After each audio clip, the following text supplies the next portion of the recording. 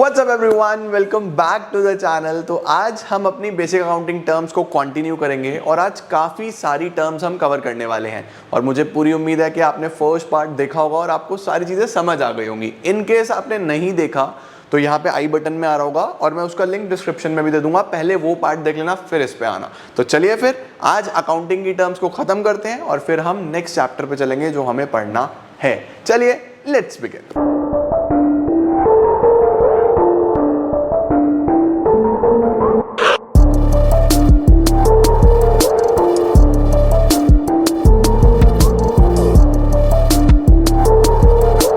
आज की क्लास को हम शुरू करेंगे उसी टर्म के साथ जहां पे हमने पिछली खत्म कर दी। ऑब्वियसली वहीं से शुरू करनी है, that is capital receipt and revenue receipt.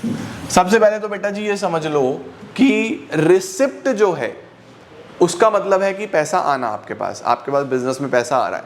अब बिजनेस में पैसा ना भाई साहब कई सोर्सेज से आ सकता है। फॉर एग्जाम्पल मैं पढ़ा रहा हूँ, I am a teacher, I am educator, मैं पढ़ा रहा हूँ तो मेरे पास फीस भी आ सकती है, ठीक है।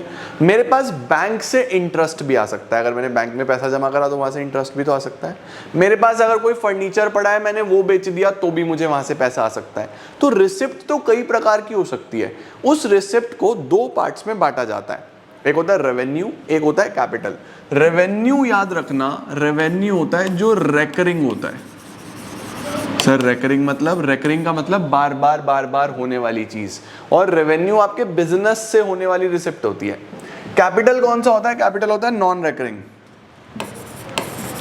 नॉन रेकरिंग का मतलब सर, नॉन रेकरिंग का मतलब कभी कभी होने वाली रिसिप्ट। तो ऐसी receipts which arises out of your business operations and are regular in nature, जो आपके बिजनेस ऑपरेशन से होती है और रेगुलर होती है, उसको रेवेन्यू बोलते हैं। लाइक मैंने अगर पढ़ाया और मुझे फीस मिली, वो मेरे लिए एक रेवेन्यू रिसिप्ट है। अगर मैं कपड़े की दुकानदार हूँ, मैं कपड़ा बेचता हूँ, तो कपड़ा बेच के जो पैसा कमाऊंगा वो मेरे लिए रेवेन्यू रिसिप्ट है। लेकिन अगर मैंने अपनी कोई जमीन बेच के पैसा कमाया तो जमीन बेचना मेरा काम तो नहीं है ना ही मैं रोज रोज जमीन बेचूंगा, तो वो मेरे लिए कैपिटल रिसिप्ट होगी। तो याद रखो जो भी रेवेन्यू नेचर की रिसिप्ट्स होती हैं वो डेली नेचर की होती हैं, रोज रोज रोज रोज हमारे बिजनेस से होने वाली होती है, तो उसको हम लोग बोलते हैं रेवेन्यू रिसिप्ट्स। और जो कभी कभी होने वाली होती हैं, लाइक फर्नीचर बेच दिया, गाड़ी बेच दी, कोई पुराना पंखा बेच दिया, OLX पे तुम कुछ भी बेच सकते हो, तो वो जो सेल कर रहे हैं हम लोग अदर देन अवर बिजनेस, वो सब कैपिटल रिसिप्ट्स होती हैं, ठीक है। अब एक इसके अंदर अच्छा एग्जांपल अगर तुम्हें स्कूल में लिख के आना है तो लिख के आना, टीचर खुश हो जाएगा। वो क्या है? हमें इंश्योरेंस क्लेम मिल गया, लाइक किसी के गुड्स में आग लग गई तो क्लेम मिला कंपनी से, उसने इंश्योरेंस कराया हुआ था, क्लेम मिला। अब रोज रोज थोड़े ना मिलेगा, इंश्योरेंस क्लेम एक कैपिटल रिसिप्ट है, समझे। लेकिन अगर सेल ऑफ गुड्स है, रेवेन्यू रिसिप्ट है। कमीशन रिसीव्ड, इंटरेस्ट रिसीव्ड, ये रेगुलर मिलती हैं, कमीशन इंटरेस्ट ये रेवेन्यू रिसिप्ट्स हैं। लेकिन फर्नीचर बेच के पैसा कमाया, कैपिटल रिसिप्ट। लैंड बेच के पैसा कमाया, कैपिटल रिसिप्ट। समझ गए? ये कैपिटल और रेवेन्यू में डिफरेंस होता है। ये दिखाई भी अलग अलग जगह जाती हैं, ये अभी हम आगे सीखेंगे। मतलब ये वाला लाइंस जो है ये आपके इतने काम की नहीं है, तो आप इसको इग्नोर कर सकते हो। जो चीज़ें मैंने बताई हैं वो याद रखना, ठीक है। अब हम लोग पढ़ते हैं एक्सपेंडिचर क्या होता है। Sir what is expenditure? Expenditure आपने पहले भी ये टर्म समझी हुई है। एक्सपेंडिचर का मतलब होता है खर्चा। एक्सपेंडिचर का मतलब क्या होता है? हमारे पास खर्चा होता है। देखो, any disbursement of cash, disbursement का मतलब पैसा जा रहा है, डिसबर्समेंट ऑफ कैश या ट्रांसफर ऑफ प्रॉपर्टी और इनकरिंग अ लाइबिलिटी, या कोई लाइबिलिटी हो रही है for the purpose of acquiring assets. Expenditure किस में माना जाता है? आप कोई एसेट्स खरीद रहे हैं, कोई गुड्स खरीद रहे हैं, कोई सर्विस खरीद रहे हैं, इसको एक्सपेंडिचर बोलते हैं। It means that any type of payment for receipt of benefit, आप कोई भी पेमेंट कर रहे हो जिसके बदले में आपको फायदा होगा, उसको एक्सपेंडिचर बोलते हैं। एक्सपेंडिचर भी कितने प्रकार के? रेवेन्यू और कैपिटल। सर रेवेन्यू कौन सा होगा? रेवेन्यू फिर से वही रेकरिंग नेचर का, रेकरिंग, रोज रोज होने वाला, रोज रोज वाला खर्चा, इसको हम लोग बोल देते हैं रेवेन्यू एक्सपेंडिचर। कैपिटल होता है कभी कभी होने वाला खर्चा, ठीक है। अब जैसे हम किसी ऑर्गेनाइजेशन में चलाते हैं, हमारा ऑर्गेनाइजेशन है DC, हम DC को चला रहे हैं, DC में बहुत सारे लोग काम करेंगे, उनकी सैलरी देना, बिजली का बिल देना, ये सब एक रेवेन्यू नेचर के खर्चे हैं हमारे लिए। तो ये कौन सा एक्सपेंडिचर होगा? रेवेन्यू एक्सपेंडिचर, क्योंकि रोज रोज करना पड़ता है, ठीक है। लेकिन अगर हमें कोई बिल्डिंग खरीदनी हो, बिल्डिंग रोज रोज तो नहीं खरीदनी ना, कभी कभी खरीदनी पड़ेगी भाई, जिंदगी में एक आधी बार ले ली, तो वो कौन सा हो जाएगा, कैपिटल एक्सपेंडिचर। तो कैपिटल कौन सा होता है, कभी कभी होने वाला, जैसे purchase of building, purchase of plant, purchase of furniture, ये कैपिटल एक्सपेंडिचर है। रेवेन्यू कौन से होते हैं, जो आपने माल खरीदा, वो सैलरी दी, बिजली का बिल दिया, रेंट दिया, ये सब रेवेन्यू एक्सपेंडिचर्स होते हैं। तो रिसिप्ट और एक्सपेंडिचर्स दोनों ही रेवेन्यू और कैपिटल नेचर के हो सकते हैं। रेवेन्यू होते हैं रोज रोज वाले, कैपिटल होते हैं कभी कभी वाले, ठीक है। एक होता है deferred revenue expenditure. Sir deferred revenue क्या होता है, डेफर्ड रेवेन्यू होता है जिसमें दोनों के कैरेक्टरिस्टिक होते हैं। दोनों के कैरेक्टरिस्टिक्स मतलब, दोनों के कैरेक्टरिस्टिक्स का मतलब ये है बेटा जी, एक चीज आपको समझनी है कि जो रेवेन्यू नेचर के होते हैं ना रोज रोज वाले, इनका बेनिफिट शॉर्ट टर्म होता है। इनका जो बेनिफिट होता है वो शॉर्ट टर्म होता है। सर शॉर्ट टर्म मतलब जैसे आपने माल खरीदा और बेचा, सैलरी दे दी, तो एक महीने का ही तो बेनिफिट मिलेगा उसके लिए, सैलरी के बदले में स्टाफ एक महीना काम करेगा, रेंट एक महीने का, बिजली का बिल एक महीने का, तो बेनिफिट एक एक महीने का है, शॉर्ट टर्म। कैपिटल में देखो आपने एक बिल्डिंग खरीद ली, प्लांट खरीद ली, फर्नीचर खरीद लिया, तो लंबे समय तक चलेगा ना, तो इनका बेनिफिट लॉन्ग टर्म होता है, ठीक है। कैपिटल एक्सपेंडिचर जब खर्चा करते हो तो बेनिफिट लॉन्ग टर्म होगा, रेवेन्यू एक्सपेंडिचर जब खर्चा करते हो तो बेनिफिट शॉर्ट टर्म होगा। इन दोनों को अगर मिला दें, इन दोनों का ही अगर हम देखें एक कॉम्बिनेशन, तो वो होता है advertisement.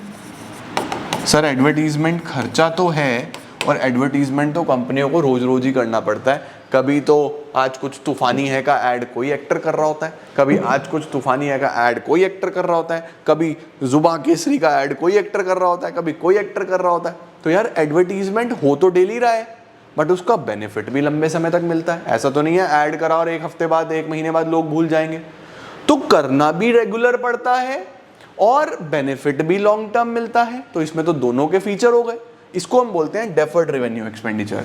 There are certain expenditures which are revenue in nature. Revenue का मतलब होते तो रोज रोज वाले हैं, but the benefit of which is likely to be derived over a number of years. But benefit लंबे समय तक मिलता है। Such expenditures are termed as deferred revenue expenditures.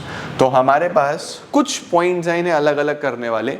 Revenue expenditure बार बार होगा, कैपिटल एक्सपेंडिचर कभी कभी होगा। Revenue expenditure short term benefit देगा, capital expenditure long term benefit देगा। रेवेन्यू के example salary, rent, interest. Capital के examples purchase of building, purchase of land, purchase of furniture. समझे?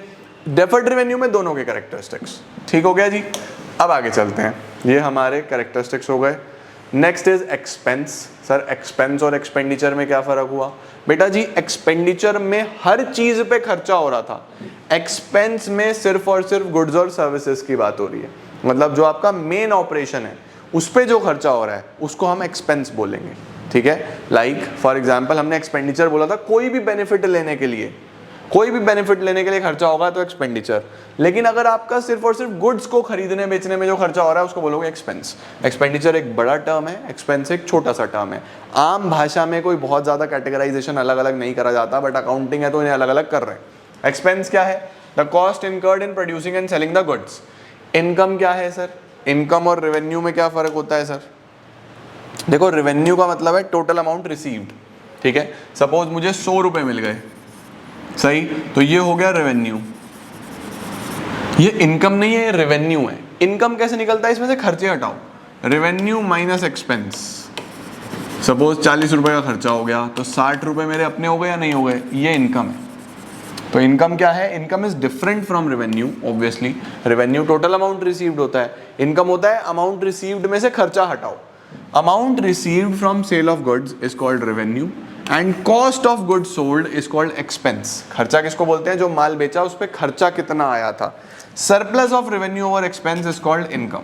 Income का फॉर्मूला क्या है? Revenue minus expense. ये अपने पर्स में तुम कितने पैसे रख लोगे, इसको हम क्या बोलेंगे? इनकम। ठीक है, अच्छा सर आपने बताया कि रेवेन्यू में से एक्सपेंस हटा दो तो इनकम बन जाएगा, फिर प्रॉफिट क्या होता है? हमने तो यही पढ़ा था कि यार अगर 40 रुपए वाला माल 100 में बेच दिया तो 60 का प्रॉफिट हो गया। 40 वाला माल अगर 100 में बेचा तो 60 का प्रॉफिट हो गया। आप कह रहे हो ये 60 इनकम है। बेटा एक ट्रांजैक्शन के लिए हम अकाउंट्स में प्रॉफिट नहीं कैलकुलेट करते। आप एक बिजनेस के पॉइंट ऑफ व्यू से सोचो, आप एक कंपनी के पॉइंट ऑफ व्यू से सोचो, एक कंपनी में क्या एक ट्रांजैक्शन होगी रोज, या कई सारी ट्रांजैक्शंस हो रही होंगी, बहुत सारी ट्रांजैक्शंस हो रही होंगी, है ना। तो जब बहुत सारी ट्रांजैक्शंस होंगी तो उन ट्रांजैक्शंस में हम देखते हैं कि टोटल रेवेन्यू कितना हुआ और टोटल एक्सपेंस कितना हुआ। तो टोटल रेवेन्यू में से टोटल एक्सपेंस हटा दो तो प्रॉफिट आ जाता है। इनकम क्या है, एक ट्रांजैक्शन का revenue minus expense, total revenue minus total expense कर दो तो profit. Profit is the excess of total revenues over total expenses. Profit increases the investment of the owners. ये तो इतना कुछ आपके लिए खास नहीं है। लॉस क्या है सर, लॉस क्या हो सकता है, लॉस एक तो हो सकता है कि अगर खर्चे ज्यादा हो जाएं, एक्सपेंसेस आर ग्रेटर, एक्सपेंसेस अगर ज़्यादा हो जाए रेवेन्यू से तो लॉस हो सकता है, या फिर लॉस हो सकता है कि आग वाग लग गई, चोरी हो गई, वो भी लॉस हो सकता है। तो दो प्रकार के लॉस हो सकते हैं, एक तो अगर एक्सपेंसेस ज़्यादा हो रेवेन्यू से, दूसरा अगर कोई एबनॉर्मैलिटी आ जाए बिजनेस में, आग लग जाए, चोरी हो जाए, तो भी लॉस हो सकता है। गेन होता है फायदा। Gain is a monetary benefit, profit और एडवांटेज फ्रॉम इवेंट और transactions which are incidental to business. जैसे कि कोई एसेट बेच के फायदा हो गया, माल बेच के नहीं, माल बेचना तो मेरा काम ही है तो वो तो प्रॉफिट होगा, लेकिन मैंने कोई एसेट बेच दिया। प्रॉफिट का मतलब होता है हमारा मुनाफा, गेन का मतलब हमारा फायदा, राइट। सिमिलरली कोई कोर्ट केस जीत गए हम, एप्रिसिएशन मिल गया, किसी एसेट का वैल्यू बढ़ गया, कोई लॉटरी वॉटरी हो गया, तो इस तरीके की चीजें हमारे पास सारी कंसिडर कर ली जाती हैं गेन में, ठीक है। तो प्रॉफिट बिजनेस के ऑपरेशन से होता है, गेन थोड़ा इंसिडेंटल होता है बिजनेस से, ठीक है जी। अच्छा, अब आता है परचेज और सेल। सर परचेज और सेल क्या है, जिस भी चीज में आप डील करते हो। फॉर एग्जाम्पल मेरा कपड़े का बिजनेस है, तो अगर मैं कपड़े खरीदूंगा बेचने के लिए, अगर मेरा गुड्स का मेरा परचेजेस जो है वो आप गुड्स को कंसिडर करते हो, लाइक कपड़े का बिजनेस है ना, तो जो मैंने माल खरीदा है बेचने के लिए उसको मैं बोलूंगा परचेज। जब मैं उसको बेचूंगा तो उसको बोलूंगा सेल्स। तो हमारे पास क्या होता है, जिस भी चीज में आप डील करते हो, अगर मेरा कपड़े का बिजनेस है तो कपड़ा मेरे लिए खरीदा तो परचेज है, बेचा तो सेल्स है। सपोज मैं फर्नीचर में डील करता हूं तो खरीदा तो उसको परचेज बोलूंगा, बेचा तो उसको सेल बोलूंगा, फर्नीचर नहीं बोलूंगा। सपोज मेरा एसी का बिजनेस है, एसी खरीदा तो परचेज, एसी बेचा तो सेल, एसी नहीं बोलना। हम जिस भी चीज में डील करते हैं वो माल हमने खरीदा तो परचेज बोलना है, वो माल बेचा तो सेल बोलना है, ठीक है। परचेज का मतलब क्या है, The term purchases is used only for purpose of goods in which the business deals. In case manufacturing concern, अगर आप मैन्युफैक्चर करते हो, गुड्स का मतलब रॉ मटेरियल खरीदना उसका फिनिश गुड्स बनाने के लिए, ठीक है। परचेज में दोनों परचेजेस आती हैं, कैश परचेज भी और क्रेडिट परचेज भी। क्रेडिट का मतलब उधार, माल खरीदोगे तो पैसा देके भी खरीदोगे और उधार में भी खरीदोगे, तो दोनों आ जाएंगे। सेल्स क्या है, जब आपने माल बेच दिया, ठीक है, जिस भी चीज में आप डील करते हो। अब सोचो फॉर एग्जाम्पल मैं कोई कपड़े लेके आया, 3 प्रकार की जीन्स लेके आया, ऐसा भी तो हो सकता है घर आके एक पसंद ही नहीं आई। कई बार ऐसा हो जाता है कि सामान अच्छा नहीं लगा तो हम उसको वापस करते हैं ना, उसको बोलते हैं परचेज रिटर्न। जो भी माल खरीदा हुआ आप वापस करोगे उसको बोलोगे purchase return. When purchase goods are return to the supplier, these are known as purchase return. और बिका हुआ माल भी तो वापस आ सकता है, जो माल बेचा है भाई तुम ही वापस कर सकते हो, तुम अगर बेचोगे तो सामने वाला भी तो वापस कर सकता है। तो सेल्स रिटर्न क्या होगा, some customers might return the goods, these are termed as sales return, ठीक है। अगर आपने माल बेच दिया वो वापस आ गया तो इसको बोलते हैं सेल्स रिटर्न। आपने खरीदा आपने वापस करा, इसको बोलते हैं परचेज रिटर्न। परचेज रिटर्न का दूसरा नाम होता है रिटर्न आउटवर्ड। आउटवर्ड क्यों सर, आउटवर्ड क्योंकि बाहर जा रहा है ना माल, तो इसको हम बोलते हैं रिटर्न आउटवर्ड। सेल्स रिटर्न का दूसरा नाम होता है रिटर्न इनवर्ड, क्योंकि आपके पास वापस आ रहा है, तो इसको बोलते हैं return inward. Purchase return return outward, sales return return inward, okay. लो जी, अब आता है स्टॉक या फिर स्टॉक इन ट्रेड। स्टॉक क्या होता है, जो माल आपके पास साल के लास्ट में बचा हुआ रह गया उसको आप स्टॉक बोलते हो। सर माल बचा हुआ रह गया मतलब फॉर एग्जांपल मैंने 10 शर्ट खरीदी थी ये बेचने के लिए, 8 बिक गई, 2 बच गई, जो 2 बच गई उसको बोलता हूं मैं स्टॉक, ठीक है, उसको मैं बोलूंगा स्टॉक। तो क्या है, term stock includes the value of those goods which are purchased for resale and which are lying unsold at the end of accounting year. Last में बच गया तो उसको हम स्टॉक बोलते हैं. स्टॉक दो तरीके का होता है, क्लोजिंग स्टॉक, ओपनिंग स्टॉक. साल के लास्ट में जो माल बचा है उसको क्लोजिंग स्टॉक. शुरू में अगर कोई माल है तो वो opening stock. Like for example मैंने बोला कि साल खत्म हो रहा है और इस साल में मेरे पास 20,000 का माल बच गया है, तो इस साल वो क्लोजिंग है. अगले साल की शुरुआत भी तो उसी माल से होगी, अगले साल के लिए वो ओपनिंग है. ठीक है, जैसे मैंने अपने बैंक में 20,000 रुपये रखे हुए आज रात को, कल सुबह भी तो वो 20 ही होंगे भाई. आज के लिए क्लोजिंग, कल के लिए ओपनिंग. सिमिलरली इस साल के एंड में जो माल बचा है वो क्लोजिंग स्टॉक, अगले साल के शुरू में वो ही ओपनिंग स्टॉक. ठीक है, तो स्टॉक दो प्रकार का, ओपनिंग और क्लोजिंग. सिर्फ वो माल लेना है जो आपने बेचने के लिए खरीदा है, सही, इसको हम स्टॉक बोलते हैं. इससे एक बड़ा टर्म होता है इन्वेंट्री.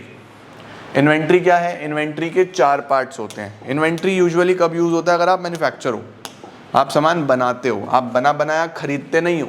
कुछ लोग होते हैं ना बना बनाया खरीदते हैं, उनके यहाँ पे स्टॉक होता है कि बना बनाया माल खरीदा उसे बेचेंगे, वो स्टॉक है. इन्वेंट्री होता है 4 प्रकार का. रॉ मटेरियल यानी कच्चा माल. फॉर एग्जांपल मैं फर्नीचर बनाता हूँ तो मेरे पास कोई लकड़ी रखी हुई है, raw material. Work in progress, जो आधा बन गया, सोफे का लकड़ी का फ्रेम बना दिया, गद्दे नहीं लगाए, work in progress. Finish goods, जो हमारे पास बिल्कुल बना हुआ तैयार है, उसको फिनिश गुड्स बोलते हैं. स्टॉक इन ट्रेड, जो बिल्कुल अब बेचने के लिए है, जो खरीदा था बेचने के लिए. तो 4 प्रकार की चीज़ें हो गई. रॉ मटेरियल की इन्वेंट्री यानी कच्चा माल, उसके बाद वर्क इन प्रोग्रेस, जो भी आधा बना है आधा नहीं बना. फिनिश गुड्स, जो बिल्कुल तैयार है. और चौथा हमारे पास स्टॉक इन ट्रेड, जो बना बनाया खरीदा था. इन्वेंट्री एक बड़ा टर्म है क्योंकि इसके अंदर स्टॉक आ जाता है. Stock is included in inventory. और स्टॉक एक छोटा टर्म है क्योंकि it is a part of inventory. तो इन्वेंट्री में स्टॉक के साथ साथ, ये स्टॉक तो पढ़ ही लिया, 3 चीजें और आ जाती हैं, raw material, work in progress और फिनिश गुड्स. ठीक है, इसका स्क्रीनशॉट ले सकते हो. अब चलते हैं हम आगे. Calculation of closing stock. Closing stock हम बाद में सीखेंगे कैलकुलेशन. अब हमारे पास आता है trade receivables. Sir trade receivables कौन होते हैं? ट्रेड रिसीवेबल्स वो लोग होते हैं जिनसे हमें पैसा लेना है. सर जिनसे हमें पैसा लेना है मतलब जैसे मैंने उधार में माल बेचा, आपको माल बेचा, ठीक है. अब आपको माल बेचा तो आपने कहा कल पैसे दे देंगे, परसों दे देंगे, 2 दिन बाद दे देंगे, 4 दिन बाद दे देंगे, मुझे पैसा लेना है ना आपसे, तो आप मेरे लिए ट्रेड रिसीवेबल हो. ठीक है, ट्रेड रिसीवेबल वो हैं जिनसे पैसा लेना है. अब रिसीवेबल्स में 2 लोग होते हैं, एक होते हैं बिल्स रिसीवेबल, एक होते हैं डेटर. एक बिल्स रिसीवेबल और एक डेटर. तो यहाँ पे आप जो मेजर चीज सीखने वाले हो वो सीखना है डेटर कौन है. डेटर वो इंसान है जिससे पैसा लेना है. ठीक है, फॉर एग्जाम्पल चिंटू, मैंने चिंटू को माल बेचा तो चिंटू से ही तो पैसा लेना है. तो चिंटू कौन होगा? The term debtor represent those persons और firms to whom goods have been sold, जिन्हें माल बेच दिया उधार पे. क्रेडिट मतलब उधार पे, उधार पे माल बेचा and payment has not yet received, पैसा उनसे लेना है, तो उनको बोलते हैं डेटर. और बिल्स रिसीवेबल, बिल्स रिसीवेबल हम लोग बेसिकली बिल ऑफ एक्सचेंज को बोलते हैं. बिल ऑफ एक्सचेंज के ऊपर आप पूरा चैप्टर पढ़ोगे आगे डिटेल में. फिलहाल यही मान लो कि ये एक बिल है जो रिप्रेजेंट कर रहा है कि सामने वाले से पैसा लेना है. ठीक है, ये एक वो बिल है जिसमें लिखा होता है कि सामने वाले से कितना पैसा लेना है, कितने टाइम के बाद मिलेगा. डिटेल में पढ़ेंगे इसको भी आगे, बट फिलहाल के लिए आप अपने माइंड में ये सेट करो क्योंकि अभी हम बेसिक्स पढ़ रहे हैं कि बिल रिसीवेबल वो है, एक वो बिल जो सामने वाले से बताता है कि कितना पैसा लेना है और कितने टाइम के बाद लेना है. ठीक है, डेटर वो इंसान जिससे पैसा लेना है, और बिल तो आप जानते ही हो. उसके बाद क्या आ रहा है? Trade payable. सर जैसे ट्रेड रिसीवेबल से पैसा लेना है वैसे ही ट्रेड पेबल का पैसा देना है. सिर्फ उधार में माल बिकता ही थोड़ी ना है, उधार में आप माल खरीदते भी हो. एज अ बिजनेस, व्यापार में माल उधार में भी खरीदा जाता है. मैंने बोला कि भाई मुझे 10 शर्ट लेके आनी है, पैसे सर बेच लूंगा फिर दूंगा, तो जिसका पैसा मुझे देना है वो मेरा ट्रेड पेबल है. ठीक है, trade payable refers to the amount payable on account of goods purchase और सर्विसेज टेकन. ये भी 2 तरीके का, क्रेडिटर और बिल पेबल्स. अब यहाँ पे याद रखना, इसको कई लोग डेप्टर डेप्टर करते हैं. डेप्टर कुछ नहीं होता, बी साइलेंट है, याद रखेंगे. This is not debtor, this is a debtor. ठीक है, अब तुम कमेंट्स में लिखना कि डेटर कैसा होना चाहिए. बी साइलेंट है, डेप्टर नहीं है, डेटर. ठीक है, क्रेडिटर कौन है? वो इंसान जिसका पैसा देना है. सही है जी. Term creditor represent those persons और firms from whom goods have been purchased, माल खरीदा है या सर्विसेज ली हैं लेकिन अभी पेमेंट नहीं करा. सिमिलरली बिल्स पेबल, वो बिल जो ये शो कर रहा है कि सामने वाले का कितना पैसा देना है और कितने दिन के बाद देना है। तो ये हमारी क्रेडिटर हो गया। क्रेडिटर रिप्रेजेंट दोज पर्सन्स और firms from whose goods have been purchased and payment has not been made. और बिल पेबल बिल है, डिटेल में आगे पढ़ोगे इसको, बस फिलहाल ये सेट कर लो कि ये बिल वो रिप्रेजेंट करता है कि किसका पैसा देना और कितने समय के बाद देना है। तो आज हमने कुछ टर्म्स और पढ़ी हैं, अभी कुछ इंपॉर्टेंट टर्म्स और हैं जो रह रही हैं, लाइक ये देखो goods cost, voucher, discount, rebate, GST और कुछ छोटी छोटी टर्म्स और हैं। इनको हम अगली क्लास में पूरा करते हैं। तब तक आप लोगों को एक काम करना है कि फटाफट से यहाँ तक जितना मैंने आज कराया, revenue receipt, revenue expenditure, capital receipt, capital expenditure, deferred revenue expenditure, इन सब का क्विक रिवीजन ले लेना। जो भी आपके पास बुक है उस बुक से एक रीडिंग लगा लेना। और पूरी उम्मीद है मुझे आप लोगों को बेसिक टर्म्स सारी समझ में आ गई होंगी और आपको कोई भी इसमें मेजर प्रॉब्लम नहीं है। इन केस कुछ और इशू आते हैं तो just let me know in comment section में, उसको अगली ही वीडियो में जल्दी से सॉर्ट आउट कर दूंगा। हम लोगों ने बिजनेस स्टडीज़ भी स्टार्ट कर दिया है, इकोनॉमिक्स भी स्टार्ट कर दिया, अकाउंट्स भी स्टार्ट कर दिया है। मुझे पूरी उम्मीद है आप डेली बेसिस पे वीडियोज़ देख रहे हो और अपनी पढ़ाई कंटिन्यू कर रहे हो। I am gonna see you all very soon. तब तक ऑल द बेस्ट और बहुत अच्छे से पढ़ाई करो। Take care, bye bye.